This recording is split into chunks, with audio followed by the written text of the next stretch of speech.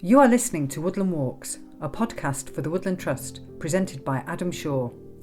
We protect and plant trees for people to enjoy, to fight climate change and to help wildlife thrive. Well, in this podcast, we're looking at the Woodland Trust's Tree of the Year competition, which is all about oaks and is on a quest to find the nation's favourite one.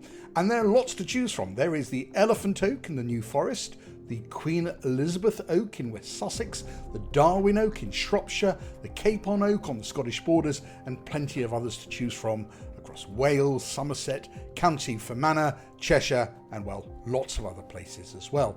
And you can vote for your favourite oak by going to the shortlist of them at the voting site woodlandtrust.org.uk/vote. So that is woodlandtrust.org.uk/vote. And we'll repeat that again at the end of this podcast. Well, today I'm going to see one of the oaks in contention for the Tree of the Year, the Bowthorpe Oak, born in Lincolnshire, a tree which has a hollow interior and that interior had been fitted with seats and had been used as a dining room for 20 people in the past. 20 people. It must have been an enormous oak. And that's not a practice, I think, that's recommended these days. Well, certainly not. But nonetheless, it's a great oak which has played a great big part in the local landscape and is much loved, not just in the UK, but attracts plenty of visitors from abroad as well. Now, oaks have an amazingly important part in our culture and in days gone by were, I think, central in Druid folklore, for instance. In fact, one amazing fact I have learnt making this podcast is that the name Druid comes from Drua, the Celtic for oak, for the word oak, and wid means to know. So Druid means oak knower. So there's a good fact for you. Anyway, enough of me. I'm off to meet some people who know all about oaks, and unusually, I am not starting by a tree. So, unusually, we're starting in a car, and I'm joined by two women from the Woodland Trust. So, first of all, introduce yourselves. I'm Kate Luthwaite. I am Citizen Science Manager at the Woodland Trust. Wonderful. And our driver for the day is... Hi, I'm Jules Acton. I'm a fundraiser with the Woodland Trust. So we're going to look at a few oaks today, one of which is actually in the running to be the Tree of the Year. And you can vote on that still, and I'll give you details a little later on how to do that. But first of all, you were telling me that you have a little present for me. I always like to start the day with a little present. Yeah, well, it's always good to start the day with a little present, I think. And here's a little one for you. Okay. Oh, and it's wrapped up in tissue paper. It's an early Christmas present. Yeah. How very good. So you can hold it. So what is that? It's okay. So do you want to describe it? Okay. So it's a little. It looks like a little woody marble, really, doesn't it? And it's got a little tiny hole that you can see just there, and some extra other little tiny holes. That is an oak marble gall. And an oak marble gall? Gall. How do you spell that? G-A-L-L. G-A-L-L. And what is it? So this is incredibly special. So this has, in many ways, changed human culture, this little tiny thing. Certainly amplified human culture. So this is a gall which is made by a little tiny wasp, and the wasp lays an egg in the bud of the tree, of the oak tree, and it makes the oak change, and it sort of changes chemically. It's really strange, and it makes the oak form this little marble-shaped thing on the end of a twig, and that becomes home for the gall wasp's larva. And so the little larva grows up inside it, and it has its own special home, but it's also full of lovely food. So that's interesting itself in that it's got this sort of little home. But what's particularly interesting from the human perspective is that these kind of galls were used to make ink for about 1,000 years. And the kind of ink that they made, it was used, I think, until the middle of the 20th century, so kind of until quite recently. So Shakespeare's plays were written on oak gall ink, Newton's theories, the American Declaration of Independence. huge amounts of historic documents. Just so I understand, Shakespeare's plays were written on ink, created by this thing. By a Gaul, this kind of thing. By a Gaul, yeah. But you can still now you can make Gaul ink from these little things here. So it, in many ways, it amplified this little tiny thing that we've got here. Amplified the whole course of human history, culture, etc. in our part of the world. Quite an extraordinary place to start our journey today. Wonderful. So, okay, so we'll put that away nice and safe, and we'll start our journey. Kate, do you just want to start by telling me what we're going to do when we get out of the car? We're going to have a walk around Londonthorpe Wood, which is one of the Woodland Trust sites, one of our 1,000 woods that we own, and we're going to see an oak tree that Jules has found for us to go and talk about. Fantastic. All right, well, let's go. Well, so we've just seen some amazing galls on what looks like quite a young tree. It's probably about 30 years old, would you say, Kate, this one? Maybe, and they're bright red, and they're on the underside of the oak leaves, and they look a bit like cherries. And I was going to say, the one you showed me was all grey. Yeah. So you gave me an all rubbish one, didn't you? So this is what they look like when they're on the tree. It's red. It does look like a cherry. Yeah, this is a particularly stunning one, isn't it? And they are literally called cherry galls. And they, again... They're called cherry balls. Cherry galls. Cherry galls, yes. Sorry. And they're about the same size as the marble gall that we saw earlier.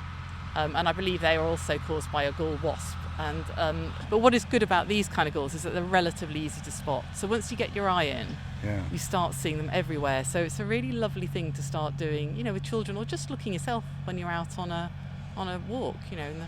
Wow, so that shows that a wasp has formed there. Yeah. And these are non-stinging wasps, aren't they? These are non-stinging wasps. Yeah, they're teeny tiny wasps. They don't look like your black, the big black and yellow stripy things that come at your ice cream. Not that there's anything wrong with those wasps. They're lovely too. Inside that gall is baby wasp. Is that? There will be a little larvae inside there. And that's what they're using as food, or is it? Yes, that's their home, but it's also their food source. Right. And at some point in the year, the little tiny wasp, once it's developed, will kind of drill its way out, and then be set free to the wider world. But I think we'll find some other kinds of galls actually. Okay. So it might be worth us moving on a little bit and just see if we can. That's politely telling me to be quiet and start walking. Sorry, there's a tractor going up and down the field next to us, so that's what the noise is in the background. But the fact that we sort of just held a branch here, and Kate was already, lots of wildlife jumped onto her jumper, does raise the issue about how much wildlife an oak supports. And I always hear some fantastic number. Just tell me a little bit about that. We know that the oak supports more than 2,300 species, and that they could be species that feed off the oak, that live inside it, that live on or around it, that perch in it. So species using the oak tree in all different ways. And they are they're birds, they're mammals, they're lichen, fungi, all vertebrates, all sorts of different kinds of species. But what's important, I think, is that they're only the species we've counted, and I think there are a huge number more that we just haven't got around to counting. Would you agree, Kate? You probably know more about this than me. Yes, definitely. And some of those species can live on other types of tree, and some are only found on oak trees, so they're particularly important. And of course, we haven't started talking about the value of deadwood and all those wonderful rare beetles whose larvae live in the wood. So there's lots to be said about that as well. Well, I'll tell you what, let's just walk further away from this tractor, which sounds closer than it is, and you can tell me about the importance of the deadwood. Oh, we might see some. Okay. Okay, so we have stopped by some deadwood, and you're going to explain why. Is that right? Right. Okay, Kate is going to explain. Why have we stopped here, Kate? Because deadwood is absolutely fantastic, and we have a history of a nation of being a little bit too tidy and taking it away and using it for firewood and other things, when actually it's an amazing habitat in its own right. I'm just looking at the variety of rock holes, of larval galleries where the insect larvae have fed and then the adults emerged. And it is like a whole habitat in its own right. And actually deadwood is really rare. Much of the woodland in the UK is not felt to be in good ecological condition, and one of the reasons for that is a lack of deadwood. So it's incredibly important habitat, and we don't have enough of it. One of the things I didn't understand until recently, and Kate, you might know more about this than me, but there's different kinds of deadwood. So it's important to have deadwood in different formats. So standing deadwood, so when the old tree is still standing upright, and deadwood that's lying down on the ground. Right. Why? So it matters if it's vertical or horizontal? It matters that you have both kinds. And why? Because I'm at the edge of my knowledge. So it's because it's about different habitats, isn't it, Kate? Is that right? Yeah, I think so. And the wood will rot at a different rate. It's quite ironic because the one we're standing at now is actually at a 45-degree angle. Right. So it's neither vertical nor horizontal. And of course, oak trees are absolutely full of tannins, which I think are the same compound you find in the oak galls that enable the rotting. But they also mean, this huge, great piece of deadwood here could be around for hundreds of years, because it will rot very, very slowly. And one of the great things is when you have deadwood right next to living wood as well, because that creates all these different conditions which will suit different kinds of invertebrates and fungi as well. So that's really important, to have this collection of different kinds of wood in a similar area. Excellent. Okay, we've stopped. We've stopped, Kate, and you got very excited.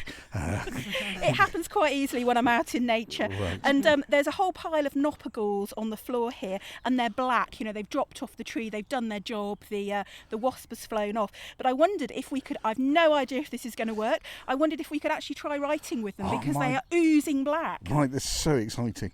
Okay, so this is a modern day Shakespeare. Have you got? Okay, the line is to be or not to be.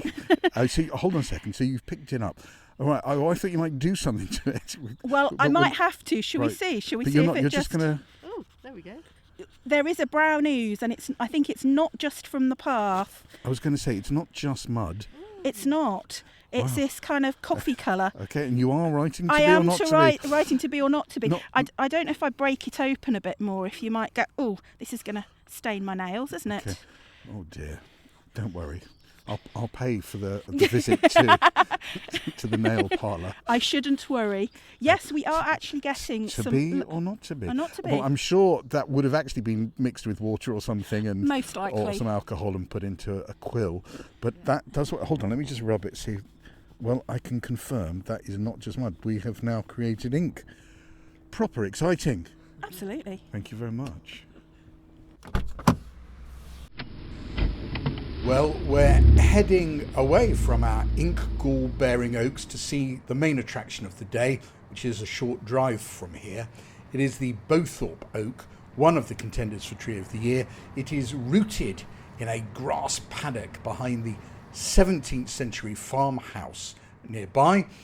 In 2002, the Tree Council, in celebration of the Golden Jubilee of Her Majesty Queen Elizabeth II, designated the Bowthorpe Oak one of 50 great British trees, one of the 50 greatest British trees, in recognition of its place in our national heritage. And I'm meeting the current custodian of the oak, who runs the farm on which it lives.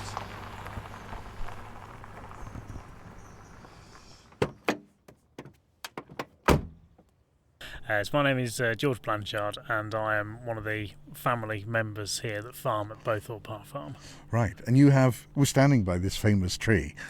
People come here to see this tree? They do, yeah. We get them from all over the world. A lot of UK, obviously, Europe and America. We get a lot of interest from America. Well, tell me a bit about this tree then. So this tree, the Bowthorpe Oak, is the UK's largest girthed oak tree. It's absolutely stunning, as you can see, fully in leaf at the moment. It looks amazing, and that's its claim to fame. Right, it's wide, the widest. I think it was the second widest tree in the UK. Is that right?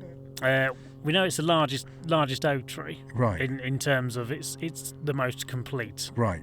So I think there could be wider ones, but not quite as complete. Not quite as good as your tree. Yes, exactly. No, I agree.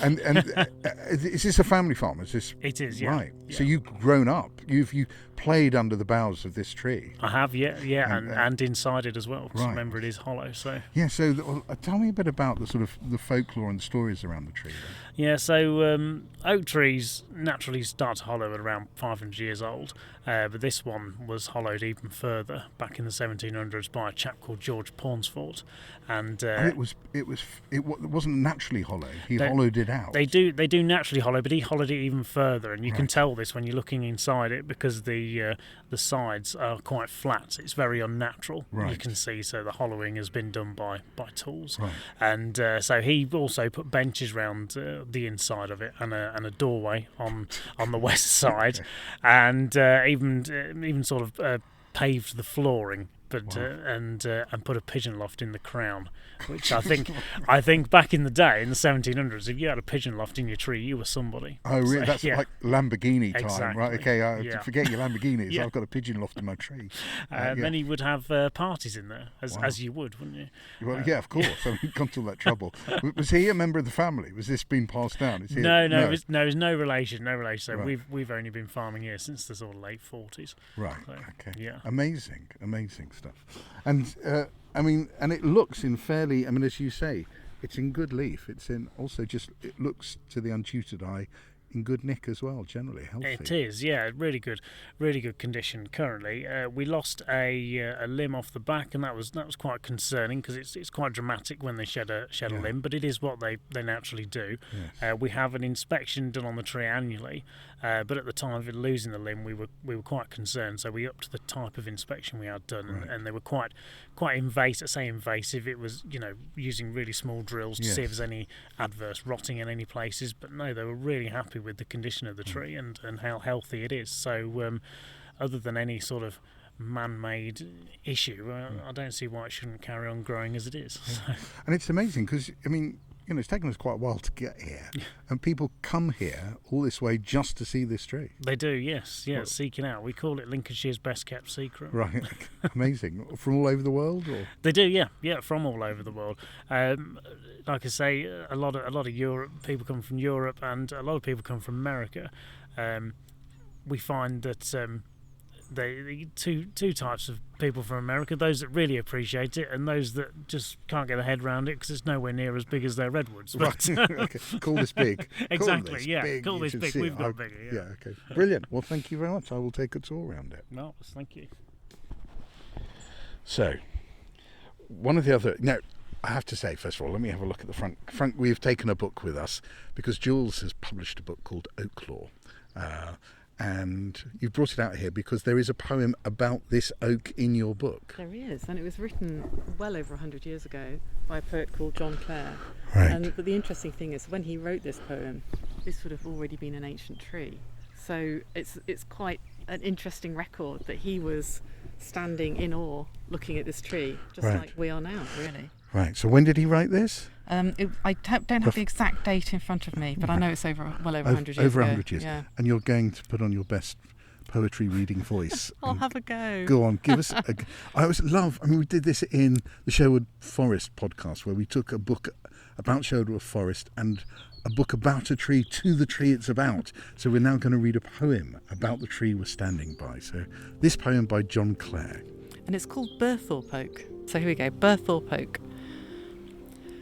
Old noted oak, I saw thee in a mood of vague indifference, and yet with me thy memory, like thy fate, hath lingering stood for years, thou hermit in the lonely sea of grass that waves around thee. Solitude paints not a lonelier picture to the view, Bowthorpe, than thy wan, melancholy tree, age-rent and shattered to a stump. Yet new leaves come with each rift and broken limb with every spring, and poesy's visions swim around it of old days and chivalry. And desolate fancies bid the eyes grow dim with feelings, that earth's grandeur should decay, and all its olden memories pass away. Brilliant. Well, that's a lovely poem to read by the tree. I think it's quite interesting that he says age rent and shattered to a stump. So it sort of suggests that the tree is in a worse condition now, wouldn't you say so, Kate? And it looks like it might be happier now than when Claire saw it. I was just looking at it, and I mean, it looks like some of those shoots have put on a good foot of growth this year. So that's the amazing thing about ancient oaks, is they so-called retrench. So all the limbs drop off, they become shorter and wider, and then they might all just start to sort of grow again, and it sort of goes through these amazing cycles. Certainly there's a lot more vegetation on it than when I last saw it 15 years ago. It looks fabulous. And also, a lot of oaks grow very tall. This isn't so tall. It is wider, isn't it? It's a squatter tree. Is that because it's actually not had to compete? Because it's actually in a field by itself, isn't it? It's not competing for light with lots of other trees. Yes, maybe. And also trees like this do, the really ancient trees, they do tend to become short and squat, and hollow, and that's part of their survival strategy, is that they'll shed some of these top branches and they'll shorten and widen. Right. I mean, oaks are really important, aren't they?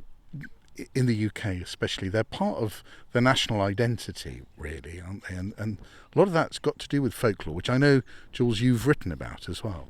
Yeah, I mean, the oak has been part of our culture, well, as far as we know, as far as written records go back. And even we believe that the Druids themselves were also very interested in oak trees, and they worshipped in oak groves, and they particularly worshipped mistletoe, the rare mistletoe that came off oaks.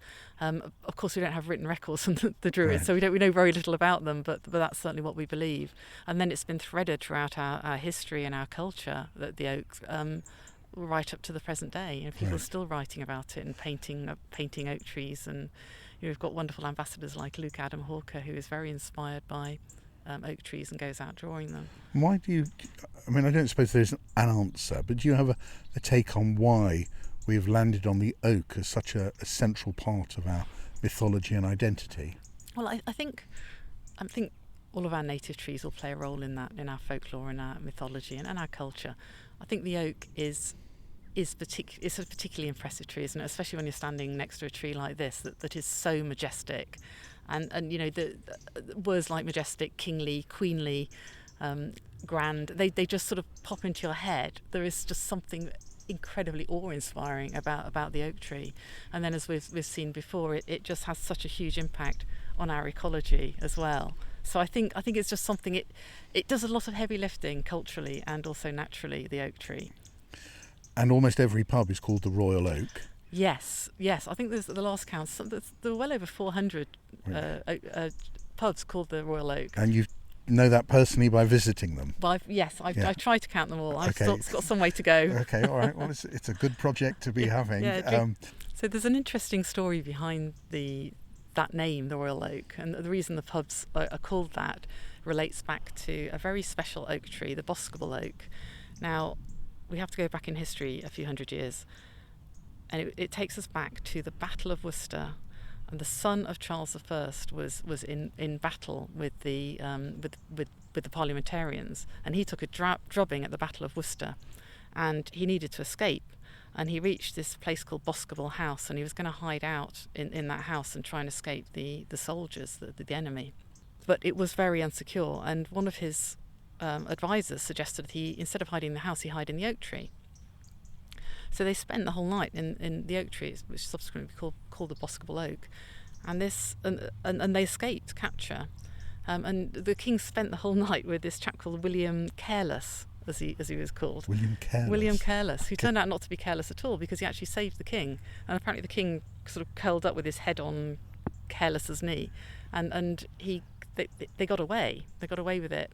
And because of that, that then obviously led into a whole series of events, which ultimately led to the restoration of the monarchy, and said king became Charles II. Right. And because of that, there was an enormous celebration of oak trees. So they were raised in status even further. So we've got all the Royal Oak pubs, which are effectively commemorating that occasion. But there's also a great day of celebration was declared. It was the 29th of May. I think that was the King's birthday. And it was the 29th of May, and it became Oak Apple Day. And that was when we would when people across the land would gather and celebrate the restoration of the monarchy.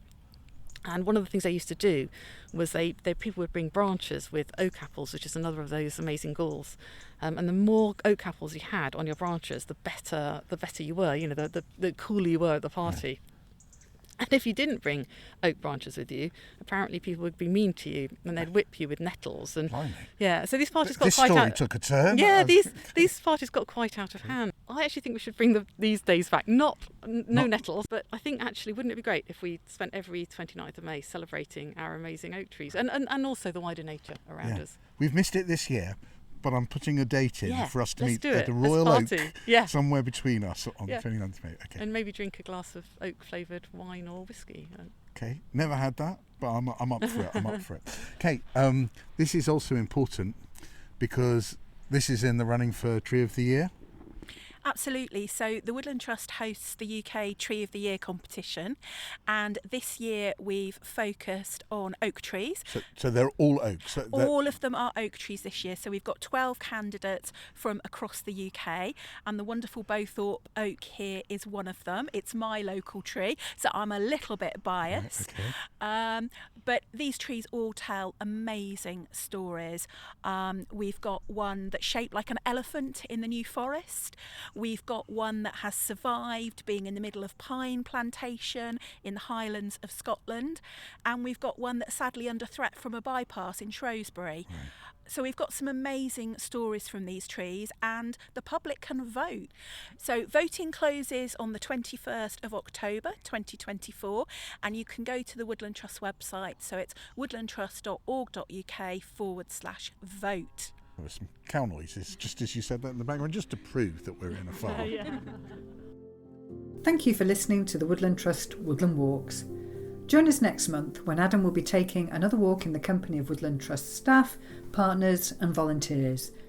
And don't forget to subscribe to the series on iTunes or wherever you are listening. And do give us a review and a rating. If you want to find out more about our woods and those that are close to you, check out the Woodland Trust website. Just head to the Visiting Woods pages. Thank you.